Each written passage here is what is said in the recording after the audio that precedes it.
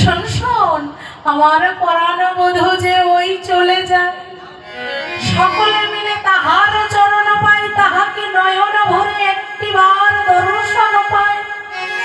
কিন্তু সখী রে, কিন্তু সখী রে,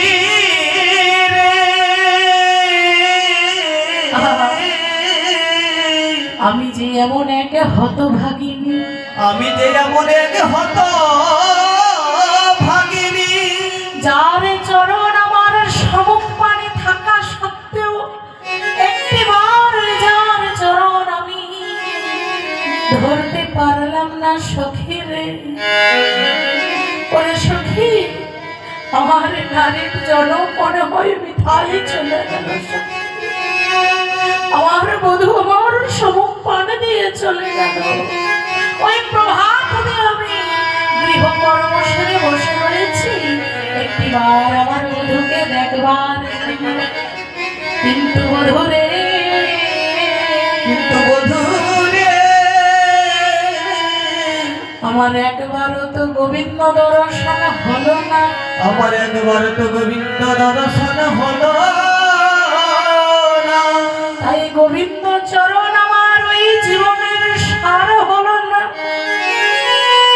তাই বলে দে না সখী রে, আমি কেমন করে ওই চরণে যুগল দর্শন পাবো?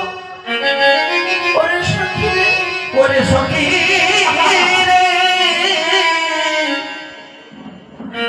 ওরে সখী, জানা সখী, এই দেখ আমার পরাণ বধূর লাগি আমি যে একটি বিনিশুতর মালা গেঁথেছি। এই বিনিশুতর মালাটা তুই আমার বধূর গলে দিয়ে বলবি, ওহে প্রাণনাথ হে, একটিবার দয়া করে করুণা করে আমার প্রাণ বধূ যেন আমার কাছে আসে।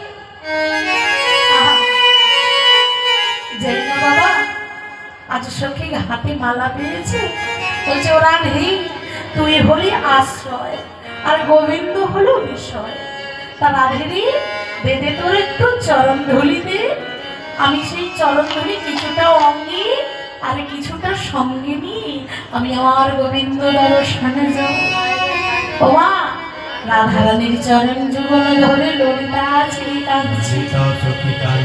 হরি বল, আজ ললিতা কাঁদছে আর নয়নে জলে ভাসিয়ে বলছে, ওগো গোবিন্দ, আমি রাধের চরণ সার করলাম, দাও দাও প্রভু, একটিবার দর্শন দাও প্রভু। ও প্রভু, আমরা যে এই জীবনে তোমার চরণ সার করবার জন্য এসেছি। মাত্রে জঠরে যখন ছিলাম গোবিন্দকে কতবার বলেছে, হে প্রভু আমাদের বাহিরে করো, এই যে হস্ত যুগল দিচ্ছ তোমার সেবা দেব, এই যে চরণ যুগল দিচ্ছ তোমার তীর্থস্থান যাব, আর নয়ন জলে একটু নস্য বিসর্জন করি এই বদন ভরে তোমার নাম গাই। কিন্তু বাবা, 84 লক্ষ জনে করিয়া ভ্রমণ তবে পেলাম এই সুন্দর আলোচন। কখনো পশুকুলে এলাম, পশুকুলে জন্মাতে জন্মাতে শেষ জন্ম আমরা যেদিন গাভী জন্ম পেলাম, যেদিন গাভীর দুগ্ধ ক্ষীর নমনে আমার প্রভুর সেবায় নিয়োজিত হলো, সেদিন থেকে পশু জন্ম হতে মুক্তি পেলাম। চলে গেলাম বাবা পক্ষী কুলে, পক্ষী কুলে কত না পক্ষী রূপে জন্ম পেলাম। শেষ পক্ষী জন্ম যেদিন আমরা ময়ূর রূপে জন্ম পেলাম, ওই ময়ূরের পুচ্ছ যেদিন আমার গোবিন্দের মস্তকে উঠলো, সেদিন হতে পক্ষী জন্ম হতে মুক্তি পেলাম। গেলাম বাবা কৃমি কীট রূপে, কৃমি কীট রূপে জন্মাতে জন্মাতে শেষ কীট হলাম বজ্রকীট, যেটা নারায়ণ শিলার মধ্যে থাকে। সেদিন থেকে বাবা কীট জন্ম থেকে মুক্তি পেলাম। জলজ প্রাণী রূপে জন্মালাম, জলজ প্রাণী রূপে জন্মাতে জন্মাতে যেদিন আমরা শঙ্খ জন্ম পেলাম, যেদিন সেই শঙ্খ আমার গোবিন্দ সেবায় বেজে উঠল, সেদিন হতেই আমরা ওই জলজ প্রাণী হতে মুক্তি পেলাম। তারপর পেলাম বাবা বৃক্ষ জনম। ওই বৃক্ষ জনম জন্মাতে জন্মাতে কত না বৃক্ষে জনম পেলাম। শেষ বৃক্ষ জনম যেদিন আমরা তুলসী বৃক্ষ রূপে জনম পেলাম, যেদিন ওই তুলসী পত্র আমার গোবিন্দ সেবায় লাগলো, সেদিন হতেই আমরা বৃক্ষ জনম হতে মুক্তি পেলাম। এই গেল মা অন্যান্য জনম। মানব জনম পেলাম 4 লক্ষ বার। কখনো কানা, কখনো খোড়া, কখনো কোজো, কখনো বধির হয়ে জন্মগ্রহণ করলাম। তারপর বাবা কতটা গোবিন্দ চরণ স্মরণ করে, কতটা ভগবানের চরণে নয়ন বিগলিত করে ভগবানকে ডেকে 84 লক্ষ জনে ভ্রমণ করার পর এই সুন্দর মানব জন্ম পেলাম। কিন্তু বাবা সেই জন্মকে পেয়েও আমরা কথা বলছি, সবই কিছু বলছি, কিন্তু শোনো শোনো, যেটার জন্য এসেছিলাম সেটা আমাদের হলো না। কি হলো না? আমাদের নাম বলায়া ওগো হলো না, না গো।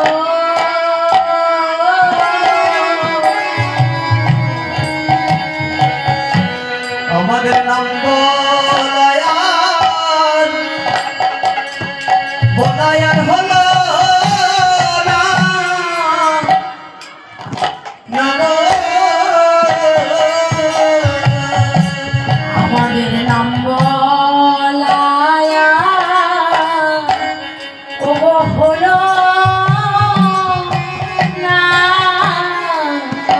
গো।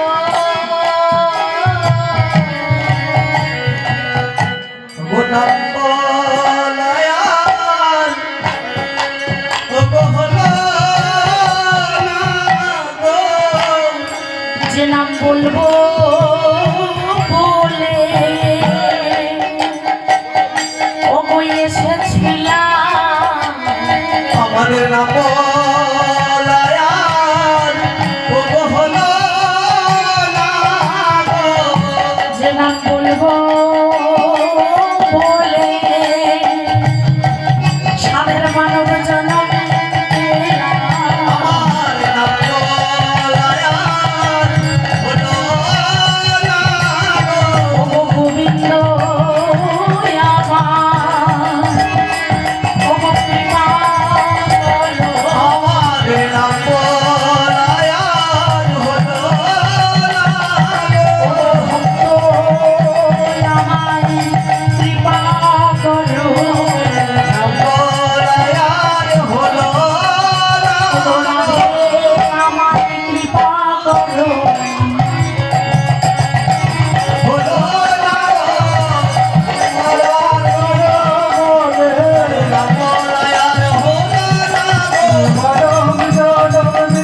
নাম বলায়ার,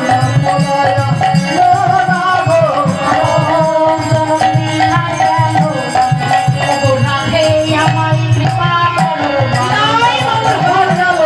আমায় কৃপা করো। হলো না গো। আমাদের নাম বলায়ার, ওগো হলো না গো। নাম তো বলা হলো না, কিন্তু বাবা রাধারানী আমার গোবিন্দ দর্শনে যাবে। যেই না বাবা তুলসী নিয়ে গিয়ে ওই রাধা নাম গাইতে গাইতে গিয়ে গোবিন্দের গলে মালাটি পরিয়ে দিল, অমনি বাবা রাধারানী আমার কি করেছি, এদিকে কৃষ্ণ আমার রাধারানীর গাথা মালা পেয়ে রাধার প্রেমে মশগুল হয়ে আজকে বৃন্দাকে জিজ্ঞেস করছি, ও বৃন্দে, বলছি আমার রাধারানীর খবর কি? না বলছে, ও হে বধূ, তোমার রাধে যে তোমার জন্য মন প্রাণ উচ্চাটন করে বসে রয়েছে, তবে আর দেরি কেন? চলো চলো, তাহলে আমার রাধারানীকে পথে বাহির করে নিয়ে আসো। তা বাবা রাধারানী তো আর এমনি এমনি যাবে না। তা বাবা ওই কৃষ্ণ প্রসাদী মালা নিয়ে এসে আমার রাধারানীর গলে যেই না পরিয়ে দিয়েছে, রাধারানী আর থাকতে পারে না। হরে কৃষ্ণ।